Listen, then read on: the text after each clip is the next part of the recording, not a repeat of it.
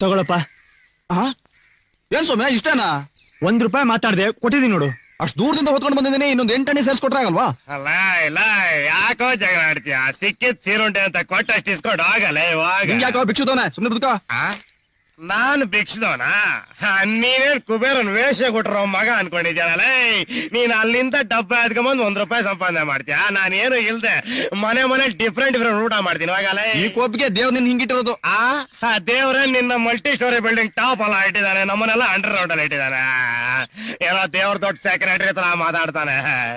ನೀವೆಲ್ಲ ದೇವ್ರ ಒಂದ್ ಕಡೆ ಮುಗಿತೀರಾ, ಇನ್ನೊಂದ್ ಕಡೆ ಓದಿತೀರಾ, ನನಗೆ ಗೊತ್ತಿಲ್ವಾ? ಅದೇನಪ್ಪ ಅದು?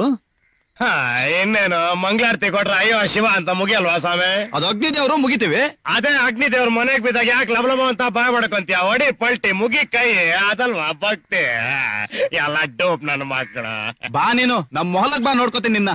ಏನಂದೆ? ಯಾವ್ದು ನಿನ್ ಮೊಹಲ್ಲ? ಮಂಡಿ ಮಾಲಕ್ ಕಾಲಿಡು, ಮಾಡ್ತೀನಿ ನಿನ್ಗೆ. ಮಂಡಿ ಮೊಹಲ ಅಲ್ಲಿಗೆ ಬರೋದೇ ಇಲ್ಲ, ಹೋಗಲ್ಲ. ಏನ್ ನೋಡ್ಕೊಳ್ಳೇನು? ನನ್ನ ಮುಟ್ಟದಕ್ಕೆ ಇಡೀ ಪ್ರಪಂಚನೇ ಹೆದರುತ್ತೆ, ಇವನ್ ಮುಟ್ತಾನಂತೆ. ನನ್ನ ಮುಟ್ರೆ ನಿನಗೂ ದೊಡ್ಡ ರೋಗ ಬಂದ್ಬಿಡತ್ತೆ.